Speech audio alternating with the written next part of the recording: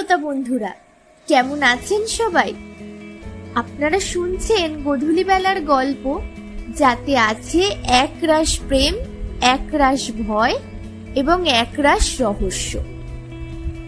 আপনাদের জন্য আমাদের আজকের নিবেদন শ্রীমান ব্যাঘ্রচরণের লেখা বাঁকুড়ার জমিদার বাড়ি। শহরের নামকরা উকিল রাহুল বিশ্বাসের এক অদ্ভুত নেশা আছে বনে জঙ্গলে গিয়ে বিভিন্ন বন্যপ্রাণীর ছবি তোলা। সে শখের ওয়াইল্ড লাইফ ফটোগ্রাফার। সেই ছবি তোলার টানে একদিন সে চলে যায় বাঁকুড়ার জঙ্গলে। সেই জঙ্গলের ভুতুড়ে কাহিনী তো আমাদের সকলেরই জানা। তারপরে কি হয় তার সাথে? আর সেই সোনার হারটি বা আসে কোথা থেকে রাহুলের কাছে? জানতে হলে শুনুন গোধূলি বেলার গল্পের আজকের নিবেদন, শ্রীমান ব্যাঘ্রচরণের কলমে বাঁকুড়ার জমিদার বাড়ি। রাহুল বিশ্বাস কলকাতার বিখ্যাত আইনজীবী। একটি বিরল রেকর্ড আছে তার নামে। যে কেস সে হাতে নেয় সেটাই জেতে। এমন বিরল রেকর্ড থাকা সত্ত্বেও তার গায়ে কেউ কালি লাগাতে পারেনি। তার কারণ, কোনো কেসের মাঝখানে সে সেই কেসকেই ছেড়ে যায় যদি বুঝতে পারে সেই কেসটি মিথ্যে। কিন্তু এসবের বাইরেও রাহুলের আরেকটি পরিচয় আছে। সে ন্যাচারাল ফটোগ্রাফার। মাছরাঙা পাখির মতো সে ঘন্টার পর ঘন্টা, দিনের পর দিন বসে থাকতে পারে একটি ভালো ছবি পাওয়ার জন্য। তার পরিবার বলতে কেউ নেই। শখের মধ্যে এই ফটোগ্রাফি। ছোটবেলা থেকে বড় হয়েছে এক অনাথ আশ্রমে। এখন যদিও গাড়ি বাড়ি সব হয়েছে তার। ইদানিং 1 বছর হয়ে গেল সে কোথাও যেতে পারে না। একটি মার্ডার কেসে ওকালতি করছে সে। আজ তার রায় ঘোষণা হলো। যথারীতি তার পক্ষেই রায় গেছে। তাই কোর্ট থেকে বেরিয়ে আজকে সে বেজায় খুশি। কোর্টের সমস্ত কাজ মিটিয়ে প্রায় নাচতে নাচতে বাইরে আসলো। এসেই তার প্রিয় বাইকটিকে চুম্বন করে আপন মনে বলে উঠল, অনেকদিন পর আজকে আবার বেড়াবো, আবার সেই পেঁচার মতো রাত জাগবো। বাড়ি এসে কোনো রকমে দুপুরে খাবার বানিয়ে রাত্রিরের খাবার বানাতে শুরু করলো। উদ্দেশ্য একটাই, যতটা পারা যায় প্রস্তুত হয়ে নেওয়া। একটি এয়ারটাইট কন্টেনারে খাবার ভরতে ভরতে সে ভাবতে লাগলো কোথায় যাওয়া যায় আজ। তারপর হঠাৎই মনে পড়ে গেল আগের দিনে খবরে দেখা সেই লোকেশনটাকে, বাঁকুড়ার জঙ্গল। সেখানে নাকি রাত্রে নানা সুন্দর সুন্দর দৃশ্য দেখা যায়। কিন্তু কোনো এক অতৃপ্ত আত্মার জন্য মানুষ সেখানে যেতে ভয় পায়। সে ঠিক করলো সেখানেই যাবে। যত নতুন জায়গা তত বেশি নাম পাওয়ার আশা। সন্ধেবেলা বেরোলো সে লোকেশনের উদ্দেশ্যে। রাত যখন 11টা, তখন তার সম্পূর্ণ কাজ শেষ হয়েছে। আজ সে অনেকগুলো ছবি তুলে নিয়েছে। এবার বাড়িতে গিয়ে বাছাই করার পর্ব। উল্লেখ্য, নির্দ্বিধায় সে ছবি তুলেছে। এখানে কোনো প্রেত আত্মার দেখা পায়নি। বদলে দেখা পেয়েছে বেশ কয়েকটি নিশাচর পাখির, একটি প্রকাণ্ড চন্দ্রবোড়া সাপের এবং আসার পথে অসংখ্য ফেরিওয়ালার। কিন্তু যাওয়ার পথে তার গা কেমন যেন ছমছম করতে লাগলো। রাস্তায় জনপ্রাণী তো নেই, এমনকি হঠাৎ সব পেঁচাগুলো কোথায় যেন হারিয়ে গেছে। না আছে কোনো সাপ, না কোনো শেয়াল, শুধু দূর কোথা থেকে ভেসে আসছে শ্মশানের গন্ধ। হাওয়াও যেন হঠাৎ থেমে গেছে। গাছের পাতাগুলো আর নড়ছে না। নভেম্বরের হাড় কাঁপানো শীতেও দাপুটে উকিল রাহুলের দেহে শিহরণ জাগল। তাড়াতাড়ি ফিরে রাহুল তার বাইকে উঠল। কিন্তু এ কি দেখছে সে? বাইকের তেল প্রায় শেষের পথে। কিন্তু সে তো তেল পূর্ণ করে এনেছিল। এই পেট্রোলে অন্তত 4 বার বাঁকুড়া আসা যায়। তবে হঠাৎ করে তেলের কি হলো? রাহুলের গলা শুকাতে শুরু করলো। সে তাড়াতাড়ি তার পিট ব্যাগ থেকে এমার্জেন্সি তেলের বোতল বের করলো। কিন্তু এ কি, এই বোতলটিতেও তেল নেই। কোথায় গেল পেট্রোল? তবে কি তার মনের ভুল, নাকি লোকে যা বলে তাই সত্যি? রাহুল গাড়ি নিয়ে কোনো মতে হাইওয়েতে আসলো। কিছু দূর যাওয়ার পরেই বাইক সম্পূর্ণ থেমে গেল। চমকে গেল সে। বাইক চলেছে 5 মিনিটও হয়নি, কিন্তু এই পেট্রোলে গাড়ির অন্তত 10 মিনিট চলা উচিত। এমন সময় হঠাৎ গাছের পাতাগুলো নড়তে শুরু করলো। তারা যেন বিদ্রুপ করছে রাহুলকে মূর্খ বলে। কি করবে ভাবতে পারছে না রাহুল। এমন সময় পিছন দিয়ে একটি ভাঙা গলা ভেসে আসলো। এই যে, এই নিন পেট্রোল।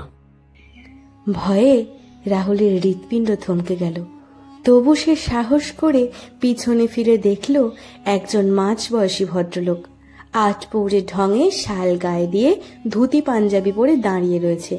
হাতে তার একটি পেট্রোলের বোতল।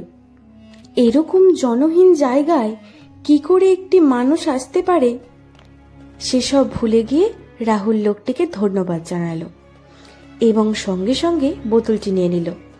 অচেনা লোক নির্দেশের সুরে বললেন, এই যে মশাই, শুনছেন? আর বেশি দূরে যাওয়ার চেষ্টা করবেন না। এখানে ডাকাতের উৎপাত।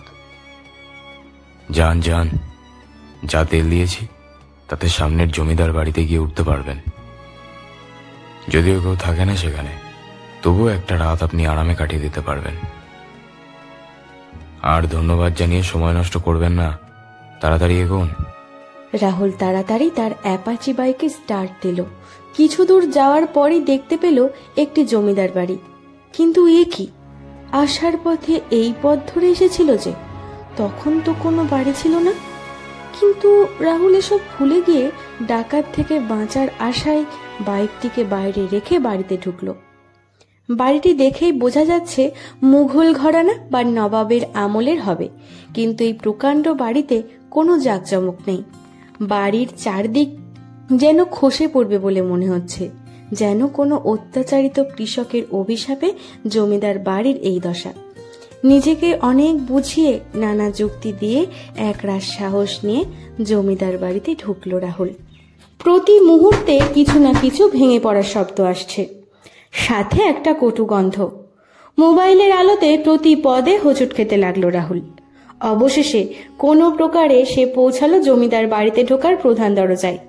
দরজার পাশে শ্বেত পাথরের ফলকে লেখা জমিদার কুশলকান্তি চট্টোপাধ্যায়, প্রতিষ্ঠাতা খ্রিস্টাব্দ 1720। প্রকাণ্ড এক লোহার দরজা অতি কষ্টে খুলে ভেতরে ঢুকলো রাহুল। কিন্তু ভেতরে সে তার বিস্ময়ের অন্ত থাকলো না। এত দিনের পুরনো বাড়ি, কোনো জনপ্রাণী নেই, কিন্তু অসম্ভব পরিষ্কার। মনে হচ্ছে কেউ যেন রোজ রাতে পরিষ্কার করে। কেমন যেন একটা মিষ্টি সুগন্ধ ভেসে আসছে। ঘরের চারদিকে তাকালে তার প্রাচীনত্ব সম্বন্ধে ধারণা পাওয়া যায়। ঘরে ঢোকার পরে কিছুটা পরিমাণে আশ্বস্ত হলো রাহুল। এতক্ষণের একটা ভৌতিক ভয় কিছুটা হলেও যেন কমলো এই কোমল আবহাওয়ায়। কিন্তু তার সুখ বেশিক্ষণ টিকল না। ঘড়িতে তখন রাত 1টা। রাহুলের বেশ খিদে পেয়েছে। সে তার ব্যাগের থেকে ইমার্জেন্সি ইনস্ট্যান্ট নুডলস বের করলো। ফ্লেক্সের জল ঢেলে তা তৈরি করতে না করতে তার মোবাইলের আলো নিভে গেল। অনেক কষ্টে সে যখন আবার মোবাইলের আলো জ্বাললো, দেখল মোবাইলে সকাল 11টা বাজে। এই অস্বাভাবিক পরিবর্তনে তার হারিয়ে যাওয়া ভয় আবার ফিরে আসলো। হাত ঘড়ির দিকে তাকিয়ে দেখে হাত ঘড়ির কাঁটা উল্টো দিকে ঘুরছে। তাড়াতাড়ি রাহুল বেরোনোর চেষ্টা করলো, কিন্তু পারল না। কেউ যেন তার ব্যাগে কয়েকশো কিলোর পাথর ভরে দিয়েছে। বাধ্য হয়ে ব্যাগ ফেলে দৌড়ানোর চেষ্টা করলো, তাও পারল না, কারণ দরজা আপনা আপনি বন্ধ হয়ে গেছে। ইতিমধ্যে বাইরে থেকে একটি শিয়াল ডেকে উঠল। এই ডাক যেন শেষ রাতের প্রতীক। হঠাৎ রাহুলের কোলের উপর একটি পকেট ডায়েরি এসে পড়ল। বেশ পুরনো, তার কভার কারুকার্য সহ লেখা সুনীলকান্তি চট্টোপাধ্যায়ের দিনলিপি 1821।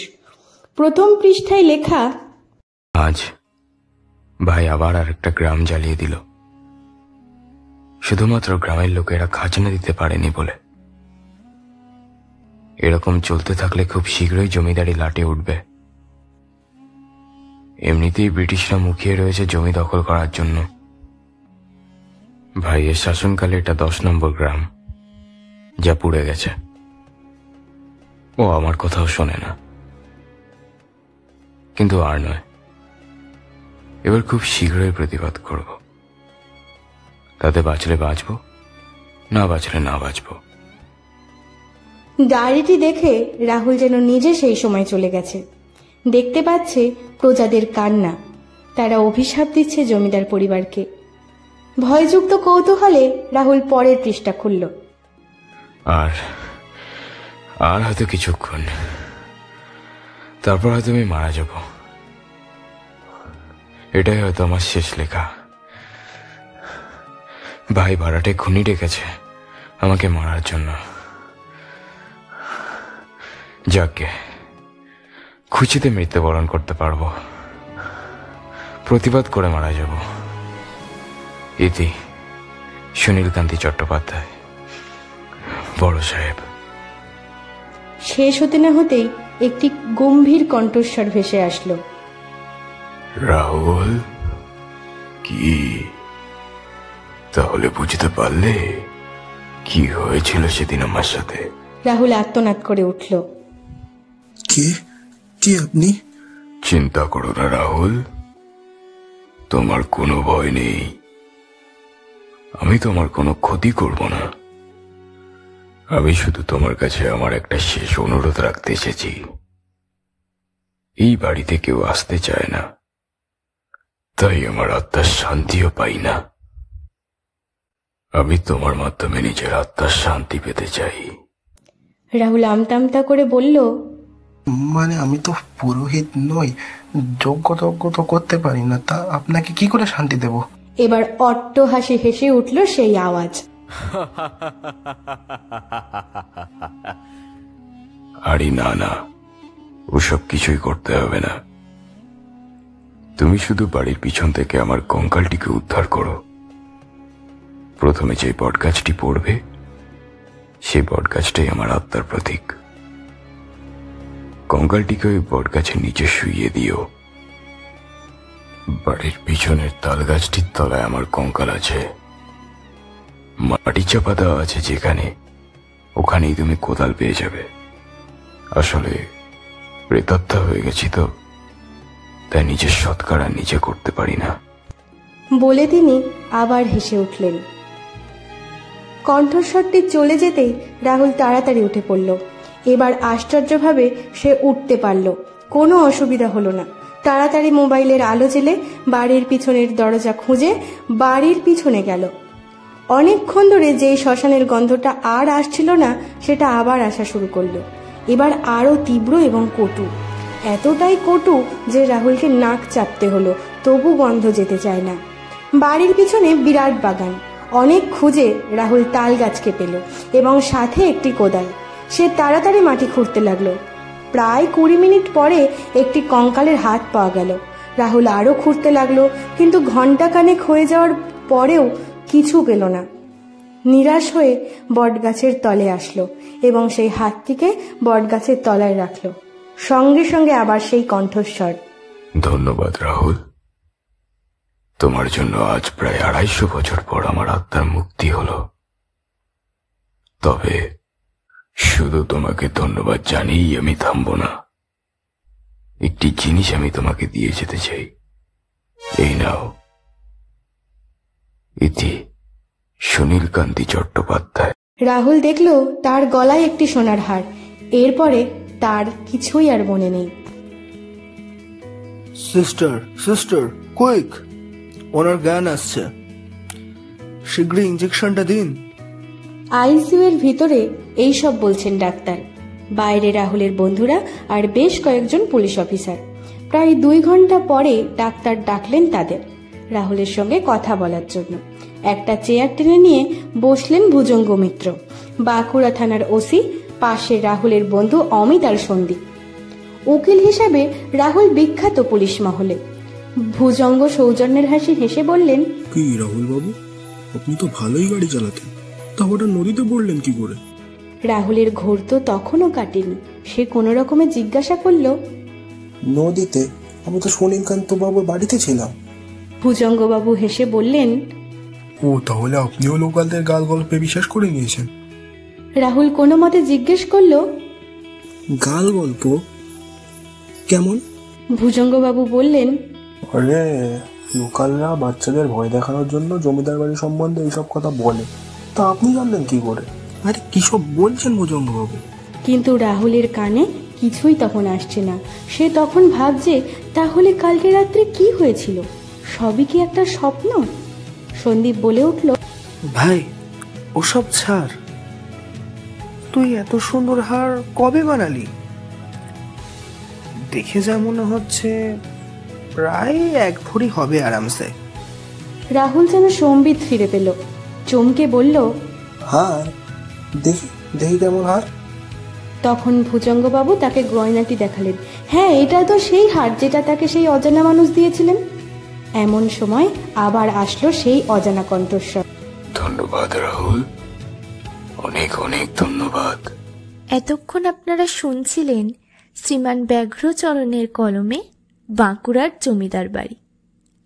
আজকের গল্পের সূত্রধর আমি দেবারতী, গল্প পাঠে দেবাদ্রিতা, মধ্যবয়স্ক ব্যক্তি সুনীলকান্তি বাবু এবং ভূতের ভূমিকায় শুভম, রাহুল এবং পুলিশ অফিসারের ভূমিকায় আসিফ, ডাক্তারবাবু এবং সন্দীপের ভূমিকায় ইন্দ্রনীল।